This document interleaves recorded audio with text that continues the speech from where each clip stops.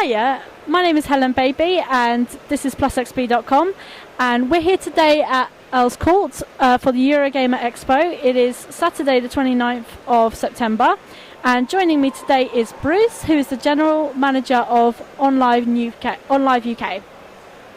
So, Bruce, how are you enjoying Eurogamer so far? It's been great, a lot of fun, show's huge, love this event. We were here this time last year, it's great to be back. So, I just wanted to know, how has the reception been over that year in the UK? Reception was great. When we launched here, it was a huge event for us. It was a year and a half, about 15 months after we'd launched in the US.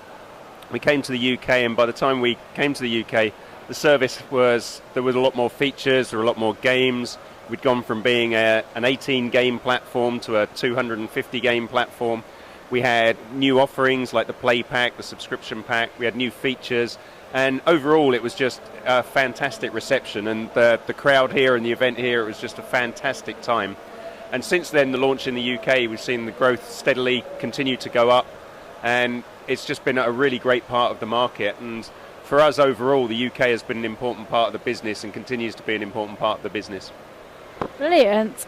And how has the UK community expanded and developed in the year since its launch? It's great, hugely supportive community. The main thing that we get, not surprisingly, is people whose broadband can't get to it and they want to get to it, and we see a lot of people saying, when am I going to be able to get OnLive? And in fact, we get that from all over Europe, people wanting us to turn the service on in new countries, which is obviously a lot of work goes behind each time we launch in a new country, so steadily growing and moving out to those regions. But yeah, we've got a great community and the support has been very vocal, and particularly over the last few months as we go through transitions, been very active and wanting to engage and support us and keep things moving forward.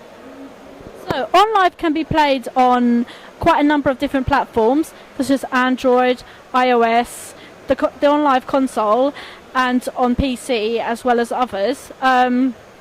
Now, I play OnLive myself on my Google Nexus 7, and I've got to say it runs like a charm. So this question is like a kind of personal one. I just was interested in sort of how many of the users are like logging in through these mobile devices. So what we see is we see different people coming in from different devices and trying it at different times. We don't break out the stats. We have the stats internally, and honestly I haven't actually looked at them for a little while as to how they broke out. But we know that regularly we saw about anywhere between around 10-15% of our users coming in and trying it on the mobile devices. And we've seen people playing on everything from smartphones up to nice large size tablets. One of the things about the tablets is, as we develop it and as we move it forward, is really focusing the content so that the content works well with the tablet. We have some content that's on the service right now that doesn't work with the tablet. It's designed around keyboard and mouse, and so that's not really a suitable mechanism. And so what we want to do is make sure we start to see more games developed. One of the things we did last year with Rockstar was LA Noire. We did a version just for tablets. And so you'll notice if you play the game on the micro console and then you move across to the tablet, it's the same game. It's the game saves, everything that you just finished. Start it up on the tablet though, and the interface was designed by Rockstar, very much custom controls around how they wanted it to play, how they wanted it to look and feel. And that's one of the things we'd like to see more of. We'd like to see people starting to think about, as they develop content and it becomes available on each of these different devices, what experience should we put on each of the different devices? Services based on the cloud it's becoming more competitive. So do OnLive have any plans to address this? Well, one of the main things about competition is it spurs innovation.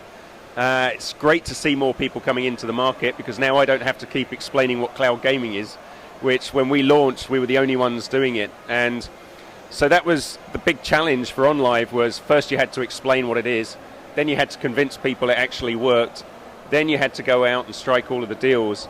And now we're in a world where cloud gaming's become part of the conversation, and we hear keynote speakers and we hear conversations from everyone from platforms to publishers to carriers. Everyone wants to talk about cloud gaming now, and in fact just this week there was a bunch of press releases going on in the US about how all of the cable operators are looking at cloud gaming.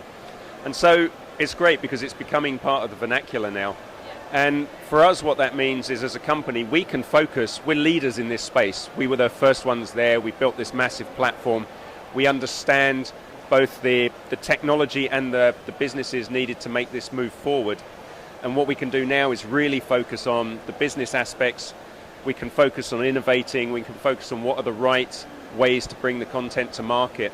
So yes, competition's good, because if you've got no competition, you should probably be worried about why you're the only one in this space and no one else wants to take part in it.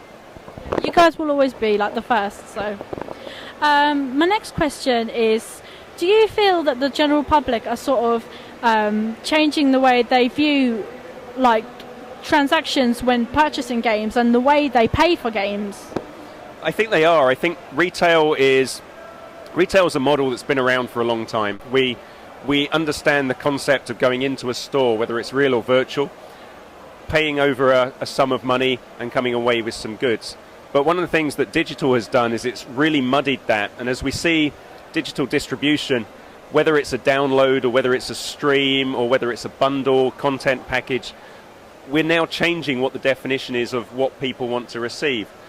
So we still see these big releases, we still see people coming out with a retail model, but increasingly we're also starting to see a lot more of the channel model, subscription model, something that particularly TV and media has been very good at for a long time. And now I think that particularly with cloud gaming and similar ideas to that, we can move video games into similar models. And so that doesn't take away from the market that says, here's a day and date, here's a release that I want to buy and own forever. But at the same time, it expands the market to reach a new audience that says, okay, what I'd just like is a bundle of content, and give me that bundle of content and I'll just dip in and out of it. And maybe one moment I'll play Assassin's Creed and the next moment I'll play a 20-year-old Sega Mega Drive game. But having all of that stuff delivered to me without having to go through the purchase process and the thought of what am I going to buy next, it reaches a different market and it reaches a different audience. And I think that's where we're going to see a big shift in and what cloud gaming does for this technology. Brilliant. My last question is, which of the upcoming OnLive games are you personally most looking forward to playing, Bruce? Well, I'm been at Eurogamer for 3 days now, so 2 days ago we launched Sleeping Dogs and I haven't really had a chance to play it yet. So I've got to get back, and I want to get beyond the first 10 minutes, 15 minutes or so that I've dipped into it. And Will it be in the play pack? Actually, at the moment it's in retail, and so you can go in and you can purchase it. But yeah, we'll see what happens in the future. Brilliant. That's as a OnLive player, that's definitely something I'm going to look into. Excellent. And it's there with the DLC, so you can get in, play it straight away. And as we know, there's no download, there's no waiting, and it's on all your devices, including your Nexus 7. So, brilliant. Right, thank you very much, Bruce. It's been a great interview. And yes, so check out OnLive.